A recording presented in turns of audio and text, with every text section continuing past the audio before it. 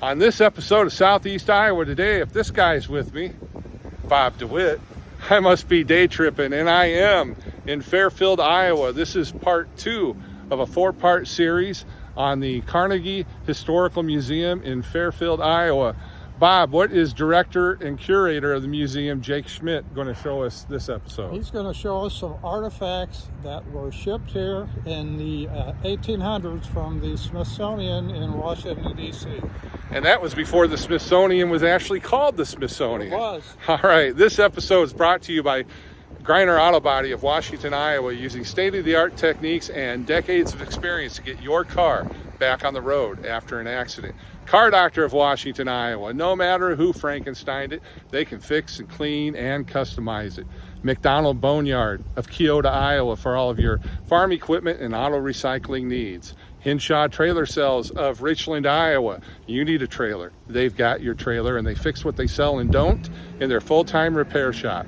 Girling Repair of Winfield, Iowa. If your mower is dead, call Fred, your Husqvarna, Aaron's, and Gravely dealer. B&B Propane and the family of Jet Stops, and Blue Dog Lawn Care of Wayland, Iowa, for all of your residential and commercial lawn care needs. And when the snow starts flying, they'll get rid of that to you too. They all represent Southeast Iowa Today. I'm John Bain, author of Christie's Journey, The Beat Goes On, and your host. Let's go on inside and meet with Jake. Let's go. Jake, thanks for having us back for another episode. This is part 2 of several parts, and we are on the second floor of the Carnegie Historical Museum here in Fairfield, Iowa. And you and I both thought it was important that we recognize 2 gentlemen that made all of this possible in the 1800s still today in 2024. That's right. The one gentleman that was here local, this was James Falconer Wilson. He served and he was in Washington, D.C. from 1861 to 1895 as a senator, but he lived here in Fairfield. His next door to us right here is his personal office. It's his Wilson building on top. It's right across the street Right here. across the street, okay. And we have a lot of his information, and it's interesting because he was a personal friend. Up here behind you is the picture we have, and every Carnegie museum has this picture that was given to them. That's another fact about that. And that's Andrew Carnegie, right? That's Andrew Carnegie. Carnegie. Some people call him Carnegie, and some people say Carnegie, so we try to be politically correct and do them both. There you go. There you go. So It all depends on what part of the creek or crick you were born that's on. right. That's right. Which side? That's awesome. And then there's something else important here. Yes, and this is really the icon of Jefferson County. This here is a buffalo head, and most of us raised in Fairfield that came here as a kid, as a library, to get to the top floor to the museum, you'd have to pass underneath the buffalo head, and most of us were scared to death of that. I bet so. But boy, so how old would that have been? So that actually was hung on the wall there October 1st, 1914 at 1:30 p.m. is when they had a dedication for that buffalo head. Wow. So every single person that came here until about 27 years ago when the library was moved to the new library, they all remember that. All right. Well, let's tell people the address for here. The address is 112 South Court in Fairfield, and we're open Tuesday through Friday from noon to 4 and Saturday of 11 to 3. Okay, I just put all that information up on the screen right now Right. as you said it. So for you folks that are watching, obviously you see it. For you folks that are listening, just back up the podcast and replay it. You can hear Jake tell you exactly where it is. And Great. what's the website? It's Jefferson County Historical .com, I think it is. Okay, well, I'll do a little research and I'll have it correct up here. You folks that are listening, you're just going to have to do a search on your favorite search engine and find it out. But for the rest of you that are watching, you're seeing it right now. Hey, let's wrap up this segment and go upstairs. Okay. Bob, what's going on here? Humerus leg bone from a fossilized mastodon. Even back then, they had funny bones. Jake, we're on the 3rd floor of the Carnegie Historical Museum, or Carnegie Historical Museum here in Fairfield. And we just talked about the gentleman that Senator Wilson. Senator Wilson, and then of course Andrew Carnegie. And just give us a little more information on that whole bit. Because he was serving from 1861 on, by 1886, that's when Andrew Carnegie, he went ahead and signed away his endowment with a lawyer in New York City to give his money away to build libraries around the world. Because this guy had more money than Bill Gates. Yes, he was the richest man at that time in the world. Yeah. And so he wanted to give his money away for people to enjoy and be able to use. So he started building libraries across the world. Of his endowment, there was 1,689 in the United States. And this happens to be the very first of all of those. It was because Senator Wilson reached out to him right away and wrote a letter and said, I would like to have one in Fairfield. If you give me one, may I also have in it a 300-seat auditorium and can also have in it a museum. And so that's where we ended up having all these unique artifacts you're going to see. The senator wasn't shy. No, he wasn't. He was a very straightforward kind of guy. Wow. So and then what made Andrew Carnegie say yes? Well, he needed to get started somewhere, and so he said yes, because he was actually understood the very first one to ask him for it. So he went ahead and reached out to him. So he said, yes, I'll do that for you. So right away, after he asked for that, he said, I'm going to get some artifacts for my new museum. So Senator Wilson was in Washington, D.C., and he went to the Smithsonian, and they shipped him 10 crates over a 3-year period, 1886, 1888, 1892. And then those contents of those crates Are here at the museum still. They've stayed here ever since. Yes, they have. Didn't have to give them back? Nope, they were a permanent part of a collection. That is amazing. Yeah. That is amazing. Well, I want to wrap up this segment because when you were showing Bob and I around here off camera, for you folks listening or watching, this is incredible. There is so much here. It would take hours upon hours to show you everything, but I want to touch on some big ones just to entice people to come and to make sure that they visit Fairfield this year. Yes. Jake, what are we standing in front of right now? Well, this here is unique because this is the very first crate we received from Washington, D.C. from the Smithsonian in 1886. Actually, it was May. What was interesting about it, I should show you, every crate that we received from the Smithsonian had a photograph in it of what was in that crate. And then on this side, you can see an actual copy of the original invoice from Washington, D.C. for the Smithsonian. But you have to take into consideration, this is before it was called the Smithsonian. It was the U.S. National Museum back then. Okay. So they shipped us, this is the first crate, and all these are documented in here and tells you, like this mask, why we've never done this before, because that mask was almost 50 to 60 years in the vault at the First National Bank across the street. Wow. And they were able finally to bring it in here. And so that mask is from British Columbia in Canada, a tribe up there.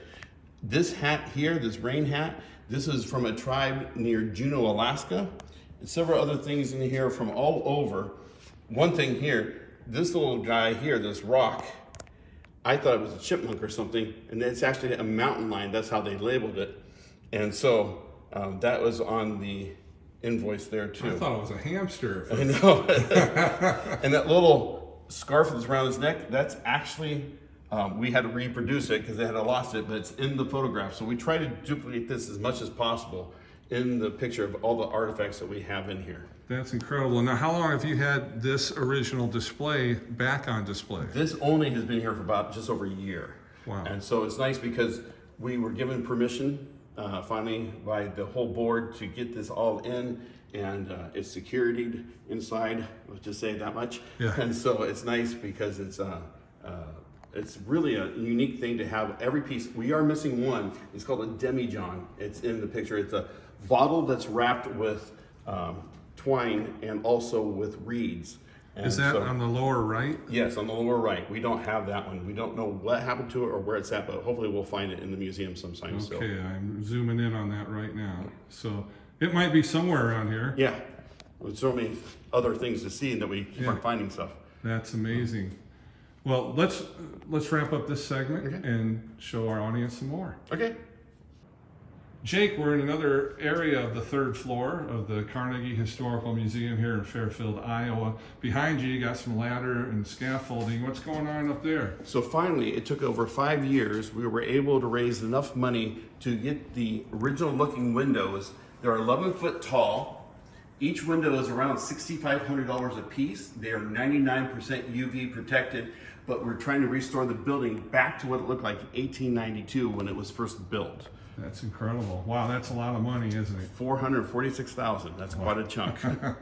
That could really zap someone's 401k. Yes. Yeah.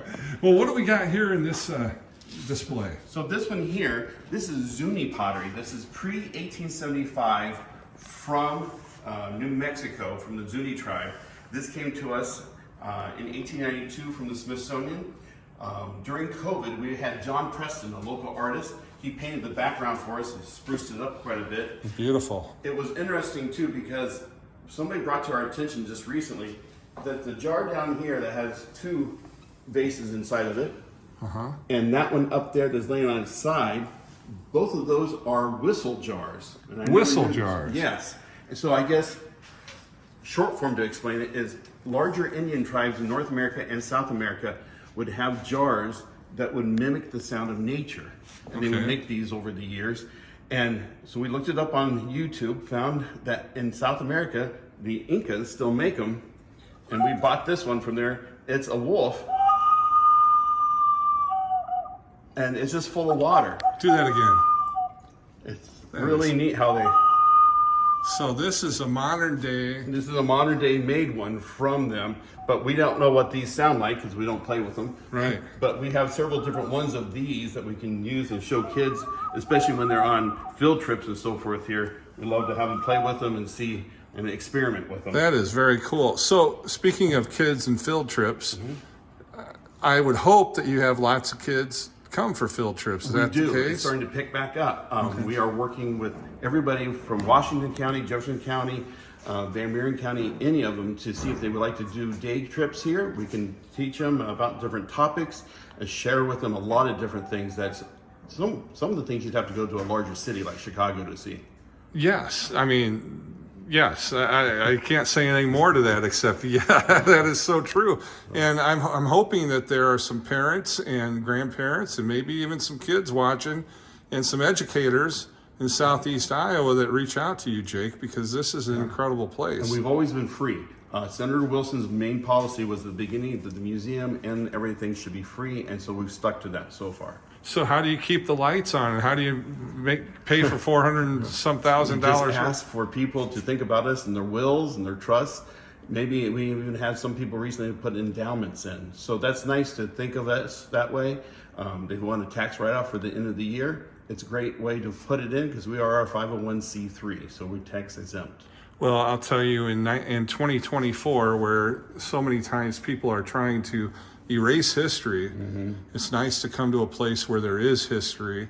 And it's so important that all of us, even though we might have been told about it when we were kids or something, we forget things. It's nice to be reminded, and there's a lot of things here that can do that.